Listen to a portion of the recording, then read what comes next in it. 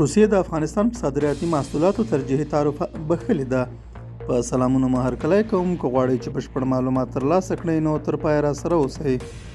په کابل کې د روسیې سفارت سوداګر زیات شي یا استازي دغه هیواد ته د افغانستان په صادراتي محصولاتو د ترجیحي تعرفې او د تعرفو د معافیت خبر ورکړی دی. د افغانستان او روسیې سوداګر هیله مند دي چې له دې وروسته به یې ستونزې کمې او سوداګري زیاته شي.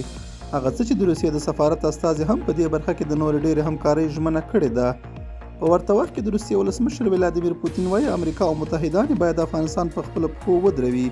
پوتین دغه څرګندونې له خپل ترکمنسیال سردار بردي محمدوف سره پرون د جمعې په ورځ لیدنه کې کړې دي. ښاغلی پوتین وایي امریکا او ملګرو له تېر شل کلن ماموریت وروسته افغانستان په ناورین اړولی دی او اوس باید دغه هیواد له اقتصادي او هر بل اړخه راپورته کړي. افغانستان کې د روانو حالاتو په اړه د روسیې ولسمشر وایي د منځنۍ اسیا او نورو همغږو هیوادونو سره د افغانستان حالات له نږدې څاري او په دې برخه کې ګډ کار کوي. دا زموږ نننی چمتو شوی مطلب. تر بیا ښه وخت او ښې چارې.